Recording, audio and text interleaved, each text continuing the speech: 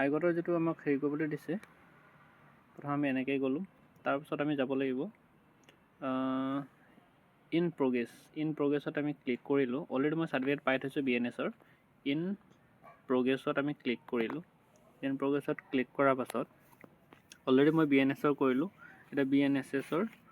BNSৰ মই অকণ ভিডিঅ' চাইছিলোঁ সেয়া ৰিজিউম কৰিব লাগিব চেম কাম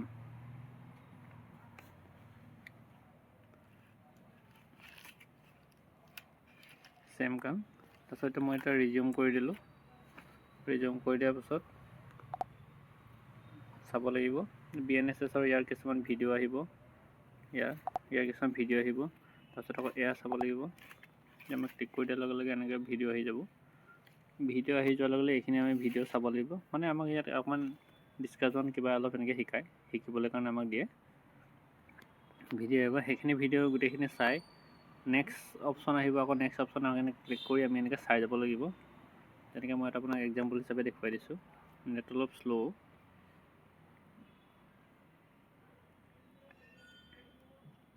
আহি গৈছে আইগট কৰ্ময়োগীৰ BNSS CRPC M2 আমি ভিডিঅ'টো চাব লাগিব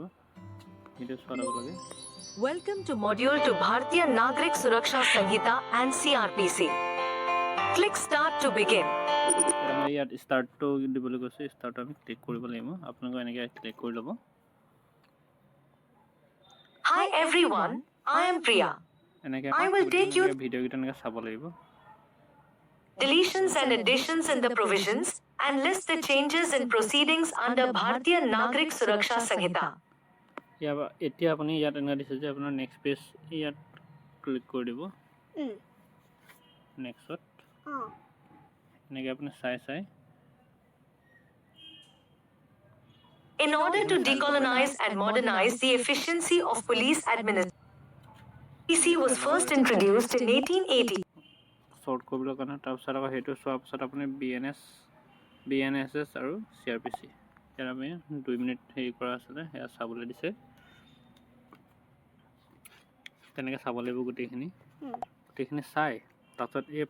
প্ৰশ্নখিনি আহিব প্ৰশ্নখিনি অহাৰ লগে লগে এই এনেকৈ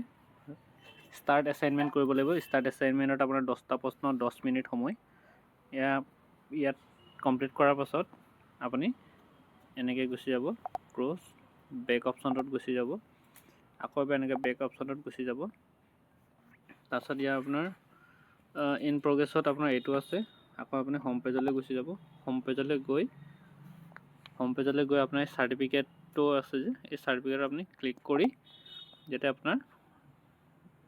চাৰ্টিফিকেটটো পোৱা যাব ইয়াৰ পৰা আপুনি ডাউনলোড কৰিব আৰু এবাৰ শ্বেয়াৰ কৰি থৈ দিব